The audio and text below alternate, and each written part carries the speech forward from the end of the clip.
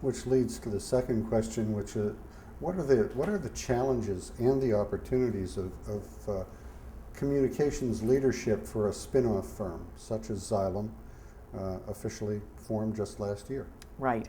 So working on a spin-off, I think, is really a highlight of anyone's career, and I would recommend it to anyone. It's very hard work, but it's also extremely satisfying to be able to think through what are the most important aspects of the company that is spinning businesses off that each company wants to retain, and what are the new aspects of a new culture and a new personality that you want to create for the new brand.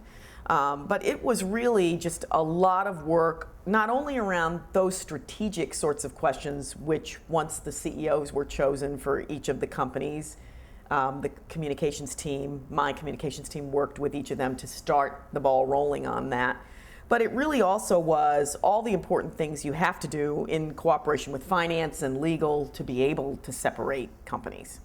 And keeping the messaging very clear, because as you might imagine, when you announce that sort of change, employees are very anxious and they have a lot of concerns and questions. And it's the communications team, along with HR and your other partnerships, to really get employees to really understand every step of the way what's going along. And a lot of times what you have to tell employees is this is still work in progress. Everything isn't worked out yet.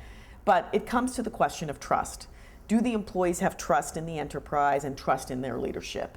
And that is a lot where you draw on the equity you have in your bank of this relationship that you've built with your employees over the years, and understanding and telling them that you do understand that they're anxious. And frankly, everyone is a little bit anxious because it's an endeavor that you're really sorting through. You're doing it to create more value for the shareholders, and when you create more value for the shareholders, it creates more opportunity for employees. So it's setting the right context and trying to allay people's concerns, but to do it in a way that really people trust in, because it isn't all going to necessarily work out maybe exactly the way they expected, but your hope is that they will trust you, and in the end, it will result in a better value for the shareholders, 3 great new companies in this case, or in the case of another spinoff, I did another initial public offering where it's 1 new company, but it's just the question of wanting to stay with you for the ride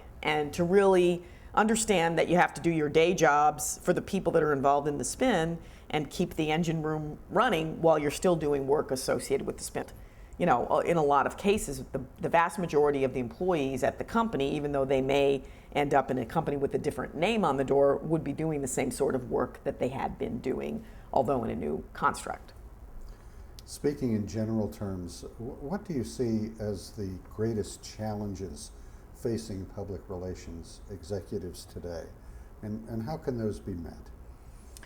I think the greatest challenges facing people in PR today are really that we no longer control the messaging.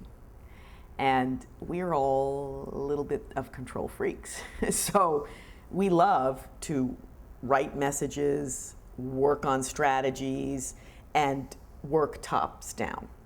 And what PR people and communicators, and frankly, it's not just communicators, but everyone in business is coming to realize very quickly, is that that sort of communications and sort of messaging, while it certainly has a place and you still do work on creating messaging, your customers, and in the case of consumer companies, consumers are also creating their own messaging about your products, about your brands, about your reputation.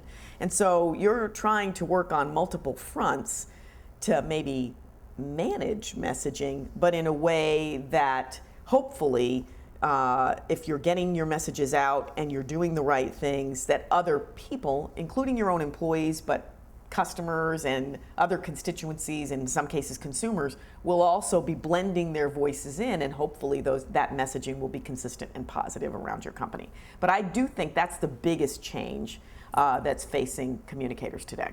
There's a lot of other changes as well, just with the proliferation of new technology and new ways to get messaging out, and the fact that, the individual person that you're trying to get your message to is the recipient of so many different messages. It's always about breaking through the clutter as well and really getting with a very targeted message to the person that you're trying to communicate something to, and hopefully it's not just communicate, but get that recipient of the message to take some action. Yeah.